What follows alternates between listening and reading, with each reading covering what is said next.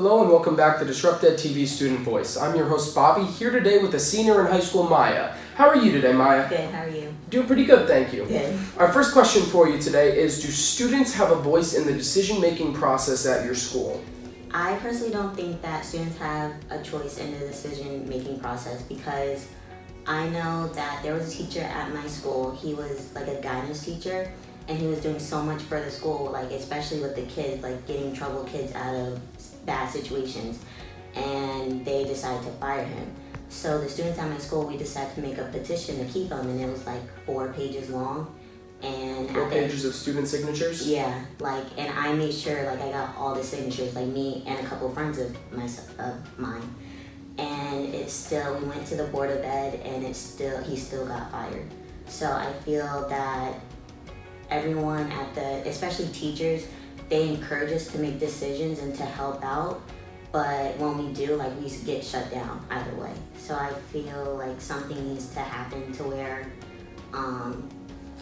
don't just say, oh, you can make decisions when you really mean, don't have too much of a choice in making the decisions. How does that make you feel emotionally as a student in the classroom?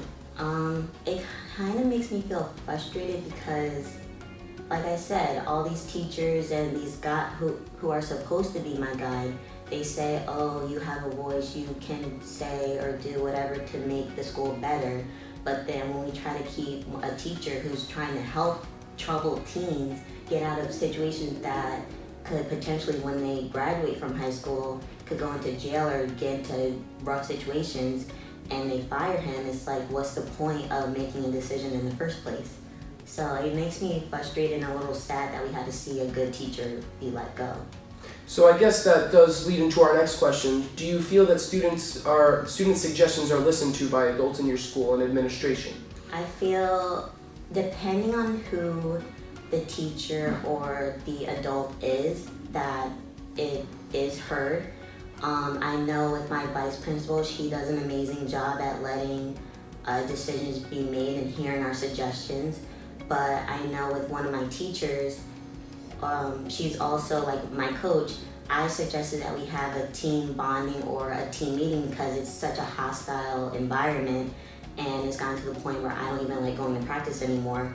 And she's like, oh, okay, we'll do it, but that was 3 weeks ago and still nothing has happened. So like I said, it all depends on who I'm talking to and who I can really trust with the information. Some teachers will be right on it, and some teachers will just wait for, it feels like forever, and it will still not happen. What do you feel could be done to change that? It all has to do with the administrative. I feel like if they got better teachers who are really willing to help, because some of the teachers at my school, they just do it for the paycheck. And it's pretty obvious that they just do it for the paycheck because they'll just give us bookwork and then say, oh, just do this, and then that's pretty much it. Whereas other teachers in our school, they actually lecture us and make sure that we get the information that we need. So you feel it's really a lot about the communication factor? Yeah, a lot, and there's a lot of miscommunication at my school. And like I said, no one, the students especially, we don't have a choice with decision making, and our voices aren't heard as much as we would like it to be. Okay, thank you for joining us today, Maya. And as for students out there, please keep this question in mind. Does your school validate student voice? And if it does, how can you further your school with the voice that you're given? Thank you again for joining us today. I'm your host, Bobby, and we'll see you next time.